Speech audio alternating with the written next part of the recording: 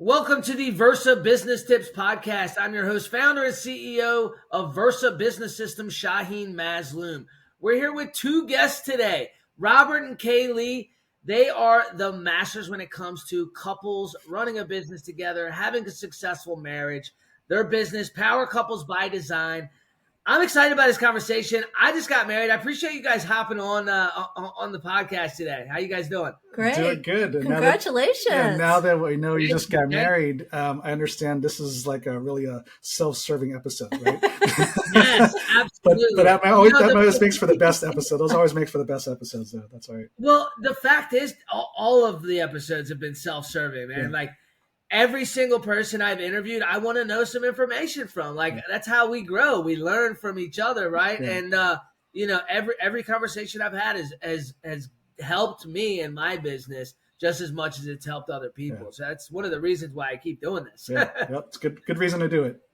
Absolutely. So, Robert, Kaylee, for those out there that don't know who you are and what your business does, tell us a little bit about yourselves. So I come from a Fortune 500 background, marketing and sales. You know, when I went to school, like my dad, he was a pastor, and all he did was tell me, stay out of debt, go to school, get a good job. So yeah. I did the last two pretty well. Gotten a lot of debt that obviously paid off, but so got into marketing in college and got my degree in marketing, and then I worked with Coca-Cola. Landed my first job out of college was with Coca-Cola. Nice. Right when Powerade was launching and the World Cup was in the U.S., so that kind of dates me right to the early 90s. And so, right off the bat, I mean, huge experience. I mean, great feather in my cap as far as my resume goes. And then from there, I transitioned to the pharmaceutical industry where I spent really the bulk of my career, all in some kind of marketing and sales capacity. And then 8 years ago, just led to say, okay, I think this is enough, and now it's time to do my own thing. And right. Kaylee, coming from an entrepreneurial background, she gave me her blessing on that because that's kind of what she knew. And right. She even told me when we were dating that she could see me having a business. And he thought I was crazy. But in my world, like Robert was saying, I'm third generation entrepreneur. So most people that I knew had their own business. So I totally could see him having a business. Right. That's awesome. So you kind of gave him the push he needed to get into to start doing it for himself instead of making, Coca-Cola and all these other guys richer, right? Exactly. Yeah. I mean, she planted the seed. She didn't push very hard. She just kind of planted the seed. And so really what it did was it gave me permission to explore because I didn't think, growing up, that's not what was on my radar. Right. That's most people, right? Yeah. And so then, I didn't know what kind of business it would be. So I printed up the NSABC codes or the ISBN codes or whatever, the codes for all the industries. And I just checked each one by one. Nope. And so I'm thinking, okay, that didn't get me anywhere. So I thought, well, my experience is in marketing. I work for some, big companies, got a lot of great experience. So I think I know a little bit about it. So I basically started first helping out some friends in their business and then enjoyed that. So then started charging and started getting more clients. And then I thought, hey, I really like this because one is the big difference between working or consulting with a family business versus a publicly traded company is you really get to know the owners and the people on a deeper level than in a corporation where one achievement is good for the quarter, but then we got the next quarter to satisfy the shareholders. Oh, yeah. Versus you see the lift that it creates on the business owners and their team when we're moving the business from here to there, right? And just that relationship part, I really enjoyed. And so that's why I decided let's start doing this. And then as I got into it, what I found was the average business owner, small business, and when I talk about small business, our clientele is around $30 million and under. Right. That they were working much harder than they need to. They didn't have so much of a marketing issue as it was more of a productivity issue. Mm-hmm. Marketing was part of it, but that wasn't the first place I said we need to start because if the average small business is working really hard, right? You hear this a lot. Yeah. And imagine 20% growth on that, on already working hard. That can potentially kill you. Right. Right. Yeah. And so, you're already working at your max capacity. You go an extra 20% and you're not sleeping. So the first thing we look at was how do we get better margin? Right. How do we not working on sales volume, but working on better margins? Because that will allow you to sell less and make more. which and plus with the better margin allows you to hire the help you need to handle the capacity for growth. Right. And so those are some elementary things I knew from the Fortune 500 side, which is a blessing. And then as we're looking at these issues in the business, we also saw that it was affecting home life. So statistically, according to, I forgot what the name of, anyways. It's not Gottman's, is it? No, there's one statistic that the 71% of entrepreneurs are married. So the majority of business owners are married, and that's been our experience. And so what was happening was we're noticing dynamic of how hard they're working in the business was stealing time away from home, and it was affecting their relationship, which then starts to impact their business too. Yeah. Because when you're grumpy leaving the driveway, you're going to take it out on your team. Right? Yeah. And so that's when I tapped my wife 6 years ago and I said, "Hey, honey, I think there's an issue here that I know you felt it growing up, and I'm seeing it still playing out, not just in your life, in your background, but also all these other business owners. So why don't we deal with this thing head on? Right. Why don't we address both sides?" Because growing up in my family, the business became the mistress. My dad worked 6 days a week. Yeah. And I don't think to this day he made it to my high school graduation, because the mindset is the go-to if we need to make more money, we put more time in. Yeah. And so we didn't measure anything. We didn't keep track of what was working, if we were being productive. It was just the money and time. Yeah. Yeah. Yeah, trading time for money, just like working any other job. And, I had a conversation with an entrepreneur about that the other day, and I'm like, you're literally just working. You might as well go get a job. You're working and you're trading your time for money. That's not what being an entrepreneur is about. Like, you got to eventually remove yourself from the business and still be able to make money. Yeah, right? and when you track it on an hourly basis, you're probably making less. Yeah, with your own be business. better off. Yeah, you'd be better off working at Chick-fil-A. Exactly. What? And you get health benefits. An hour now, right? Yeah, and you get benefits. Yeah, exactly. And free ice cream. There you go, the ice cream. That sold me. Right. So you noticed there was a problem in the marketplace in general in businesses with family and business. So how did you figure out how did you guys make it work? Well, it started before we even got married. It started barely before we even started dating.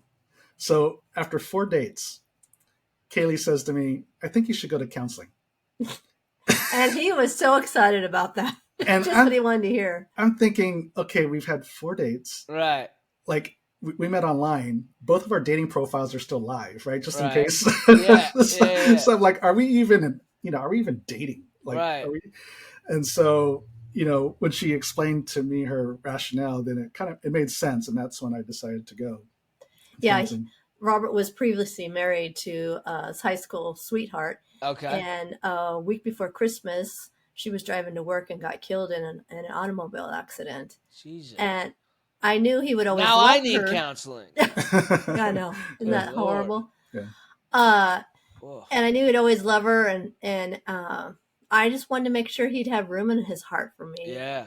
And that I didn't want to find out 2 years later that he didn't. And I had put everything into this relationship. And so that was one of the reasons why I suggested counseling. Yeah. So that was the initial reason. And then, the counselor ended up seeing her counselor, and Kaylee lived an hour away from me. And so I would just time it so I can be in, I was still in my pharmaceutical job. Right. So my sales territory happened to overlap into where she lived. So I would just time it so I would be there in the end of the day and then go to counseling and then pick her up for dinner.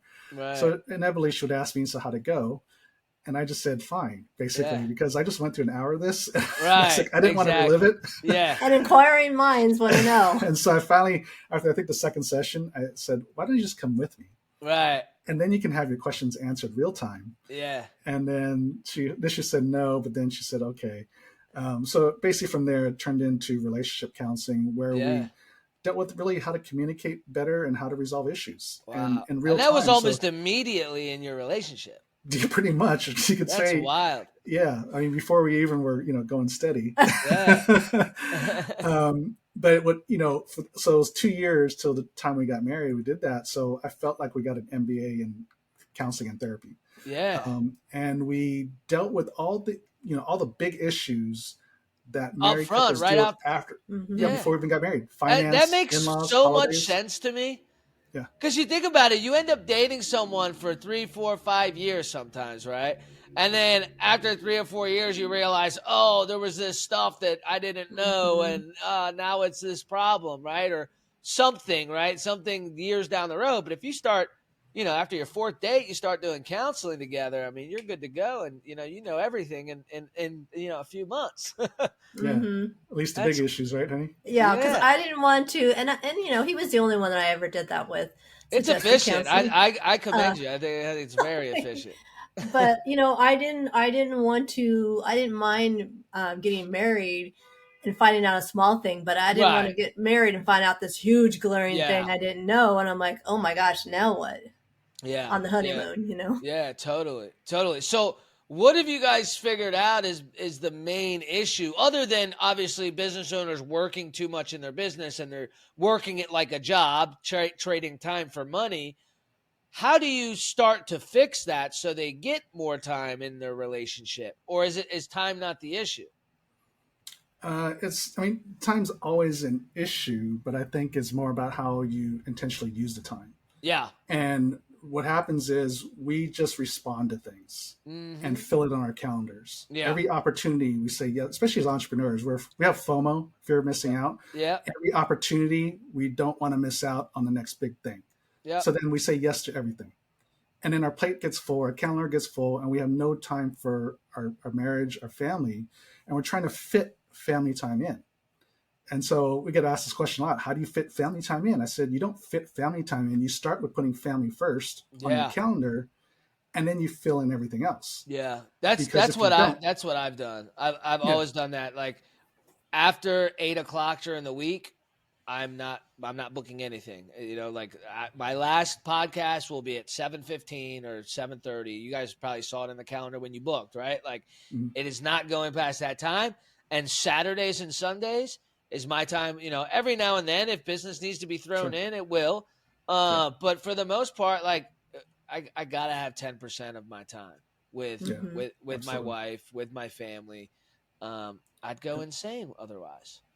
Yeah, and the reality too, the research shows that when you're more properly rested and refreshed, you have more energy to get more done in a shorter period of time. And be more creative. Yeah, so that's where the productivity comes in. More productive, Right, exactly. So the typical business owner is putting more time in, stressing them out further, and then their energy level gets depleted, their concentration, their innovation, all that gets worse. Yeah. So which means you end up losing productivity the longer you work during the week, as opposed to refreshing yourself, and not just about sleeping and taking a nap, but just like you, just spending time with family, getting your mind off work.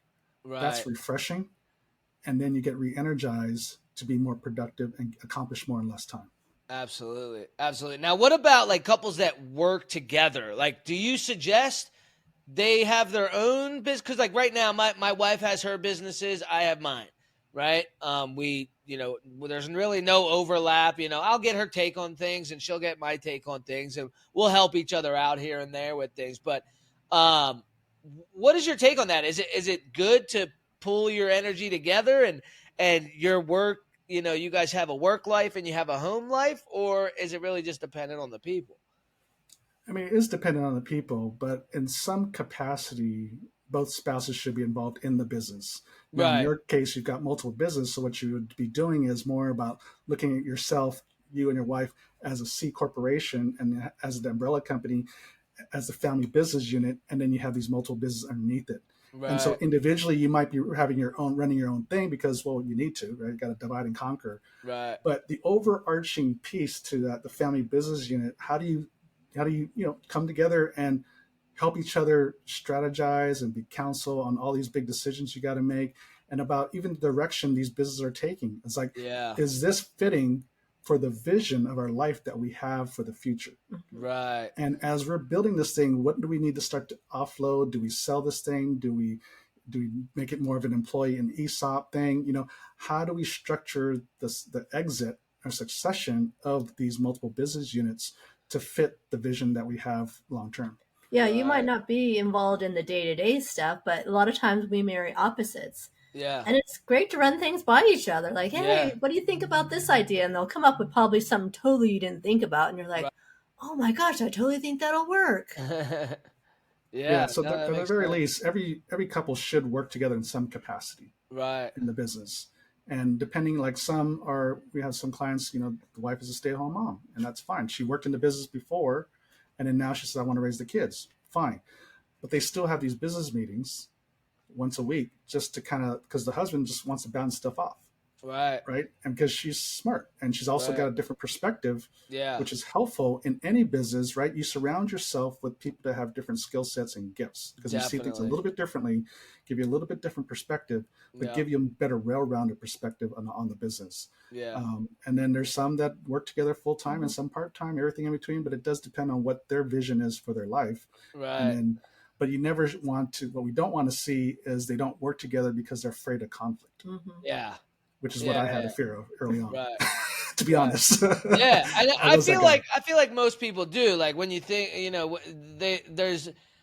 you think about it, right? So just like you were brought up to, entrepreneur is a scary thing, right? Like we're brought up to get a job, graduate school, go to college, get a job, work for the man, retire and live down in Florida, right? Like that's just that's how you're brought up.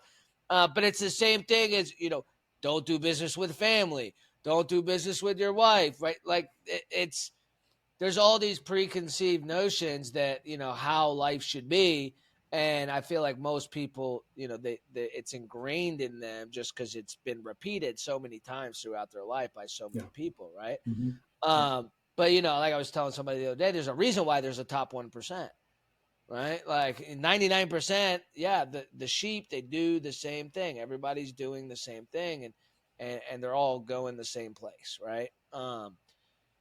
Now when it comes to discussing business with your spouse, because like with me, if I start doing that on a regular basis, I have a fear that that's all we'll end up talking about. Right? Because like that's my passion. It's her passion. Like, do you recommend like scheduling like a meeting where we actually like discuss, hey, here's our goals. Here's where we're at. Like, here's what's going on. Or, kind of just whenever you get chance or what's the best way to do it? So we schedule our weekly meetings Monday at 3:30. And we have like a whole family vision plan. And so we know what our dreams, our vision, what success looks like to us. So we talk about that. And we usually start out giving each other an encouraging word because who doesn't love that? Right. And I'm not good at it on a regular basis. So we got to schedule that in. I like that. We will talk about our calendars, what's going on. If Robert's going to be traveling a lot for the next 2 weeks, I like to know what the expectations are ahead of time so that we can get in a date night or maybe a weekend or something when he gets back. So that's all planned. And we talk about our finances. We talk about our goals.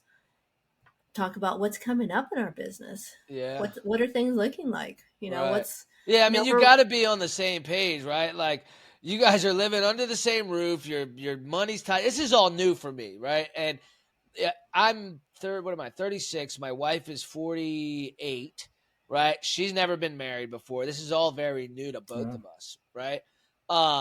So it's, we're both used to being so independent, right? Mm-hmm. We've always been independent, made our own money, never had anybody else to worry about or have our decisions affect anybody else. Right. Mm-hmm. And so, I think you bring up a great suggestions and we're going to start doing that. I'm going to make sure. So having that you've created out a place and a time to have that on an ongoing basis. So you don't have to think like, oh my gosh, I don't want to be talking about it all week. At 8:00 at night, we're talking about business all the time. And then we also talk about, is there any things that we need to resolve that's not emergency? Like, okay, because sometimes in our lives, I'll bring up something to Robert I need to talk about. And of course, usually it's at a bad time. Yeah. And that sets him off and it sets me, then it triggers me as opposed to saying, is it now a good time? And he'll be like, no, if it's not an emergency, can we talk about it at our meeting? Right. And I'll be, okay. And then we have a Google Doc sheet So we put everything down in the sheet, so I don't have to like try and remember. Oh my gosh, what did I what want was to talk that with him thing I about? wanted to? Yeah. I love that. Those are So great so what it does is suggestions. it prevents, because if you're just bring stuff up on the fly, as Yeah. Katie was saying, inevitably you're going to catch somebody at the wrong time. Oh, 100%. And we're half listening or not listening at all. And yeah, 100%. Things get lost in the cracks and all that kind of stuff. Then the pointing the fingers. Oh, you forgot this. Well, you didn't tell me that. Yeah, I did. Yeah. You weren't paying attention. That kind of stuff. Yeah. So that prevents a lot of that. And then there's occasionally some things need to be talked about at the moment. But even then, like I was just saying, if it's not a good time for you or your wife to talk about it, say, okay, when is a good time? Right. And then to schedule the date to do it, because you may want to talk about it before your weekly meeting. So say, okay, tomorrow or whatever, right? And so as long as there's a time and place to discuss whatever it is that feels emergent, but most of the stuff can usually wait for the weekly meeting, and the occasional stuff we talk about during the week, right? And it even works in business. I remember one of our clients, he was saying, one of his top clients who's like 60% of revenue for him, for an engineering firm. Wow. And he's like, man, they're driving me nuts. They're calling me all the time. And for all these little issues. And I said, do you have like a regularly scheduled meeting with them? Right. He's like, no. I said, that's why. A weekly meeting. Why don't you set a weekly meeting? Because otherwise, when are they going to call you? Right. Yeah. The reason why they're calling you all the time is because they don't know when else to call you. Right. So he's like, oh, that's a good idea. So then he scheduled weekly meetings with his clients. And he's like, oh, God, that was so much better, because I wanted to fire him at some point. So it works in business too. Right? Yeah. Yeah, no, that's a great idea. I noticed, like, when we got back from our honeymoon, I've been a lot more calendar focused. Before it was just, all right, we'll get it done. Now I'm scheduling everything out, because we've got multiple people's schedules to think about and make sure we've got this on the calendar and that, it's, but yeah, I mean, those are great suggestions. What other gold do you got for us? Well, it's a lot, as you're talking about calendars, because some people might be thinking that sounds so business-like. But the reality is, it's efficient. If it doesn't, if you don't put it on the calendar, it doesn't happen. Exactly. Yeah. Right. And then she's more spontaneous a lot of times. So we actually plan for spontaneity. You can still be, you don't fill out 24 hours a day, you know, exactly. I mean, there's still got to be room for spontaneity. Otherwise, it would be very Yeah, nice. absolutely. So like, even when we went on our book tour, when we launched our book 2 years ago, Tandem, we drove around the country and we spoke at different spots, places where we had relationships with. Right. And so, there was the book side, there's the business side of it for the trip. But the other side was we wanted to see the country. Yeah. It was just a good excuse to go see the country. Absolutely. And so, you have your calendar and the places we need to be and speak and that kind of stuff. But we kind of padded, the cities we're going to be in, especially the places we wanted to spend some time in, like Philadelphia or, Charlotte or New Orleans. Grand Tetons. Right. Yeah, make sure we padded time to enjoy the area, and also for potential opportunity that might come up because of the book. Absolutely. And so Philadelphia was actually a stop just purely to see Philadelphia. But along the way, one of the business owners from Bozeman connected us to a business owner in Philadelphia. They said, hey, we'll arrange some business owners to come hear about the book. Wow. So we said, okay, we got time. Right. And so we kind of don't schedule, to your point earlier, we don't try to stuff our calendar. Yeah, don't that loses out on the opportunity for opportunity. Yeah, because we met quite a few people that way. Actually, somebody would introduce us to somebody else, and we're literally on the road, and they're like, "Hey, stop here when you're in town." Yeah. That's amazing. Yeah, I mean that's a very good point. If you fill up your calendar, then you're right. You don't have opportunities for opportunity. Exactly. And opportunity is always going to come across, especially as an entrepreneur, but opportunity to, things come up in life as well. Right. And if you have a full calendar, it's not going to go down so well. Exactly. Oh, I wanted to give another little tidbit. So we do like quarterly getaways. So Robert and I will go away for like a long weekend, and we'll do like a whole strategy session about our business, because when you're in a different place, or sometimes we'll go to the beach for the day if we just want to do something shorter, half a day. Right. It just creates a lot more creativity that way, getting away from your usual spot and trying something new, and just, I don't know, something about getting away. Yeah, I love that. Yeah, we got into the year before we got engaged. We were on a once a month, and that was too much. That was way too much.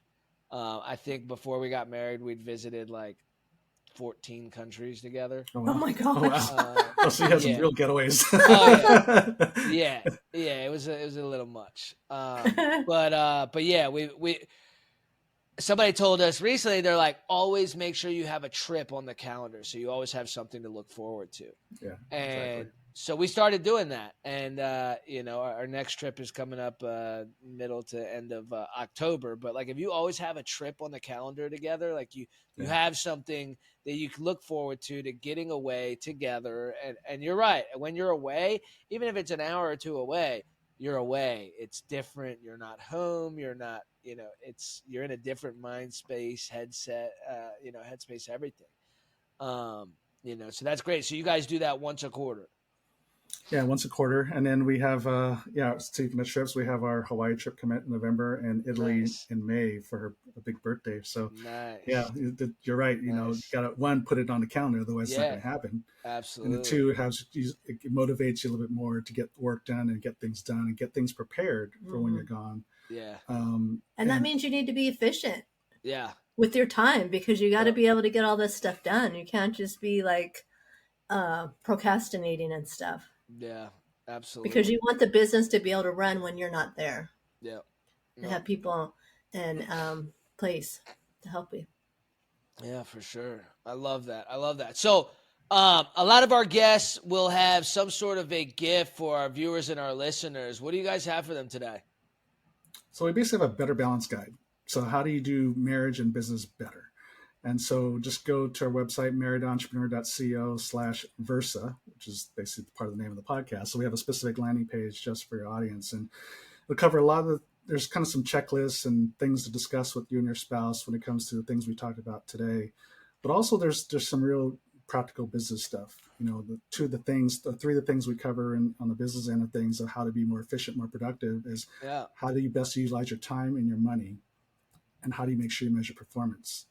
So I'll just give you one quick tidbit on the money part. Is I said earlier is, a lot of people were hiring us for marketing help. They thought sales was the solution. Yeah. And it's usually the first thing I look at is margin.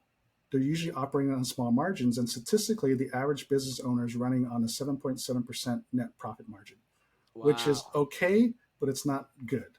No. In our experience, it's 10 to 15% minimum to allow you the profitability to be able to reinvest properly in the business so you can grow it as a better business. And so the first thing we look at is, number one, price and then efficiency. Mm-hmm. So the thing that most business owners overlook because they're afraid to touch is price. Yeah. Their fear of raising prices because they think they're going to lose customers, right? Yeah. It's never about price. If you're providing value, people will pay any amount for the right value. Yeah. So I have this little quick illustration people can think about. Is, let's say you have you're a retail store and you sell jeans, and you buy a pair of jeans for $99 wholesale. You sell it for $100, so a dollar markup, right? Yeah. How many pairs of jeans do you need to sell to make $50 in profit? So it'd be 50. Right. So what if you increase the price to $149? Now how many pairs of jeans do you need to sell? It's one. Yeah. Now it's a 50% markup, but if I just said 50% markup, people would freak out. Right. But then when you look at it, jeans, you're like, yeah, I can sell one pair of jeans for $149 versus 50 for at 100. Yeah. Right? It's way easier. It's easier, right? Exactly. So I don't need 50 customers. I just need one. So that's just a great illustration of margin and how it affects your volume and your workload. And it doesn't really, so you actually be able to make more by selling less. Yep. So that's kind of our strategy when it comes to the money and the time piece, is how do you produce more with less? And so that way you'll be able to scale the business, right? You'll be able to grow the business because you have more margin, and then you have time back and the freedom back to be able to really prioritize your marriage and your family. I love it. Thank you guys so much for joining us. And I wish you guys all the best, and we'll definitely have to get together soon. And hell, maybe you can help me in my Our way. pleasure. Our pleasure. It's a pleasure, Shaheen. Thanks for having us on. Bye.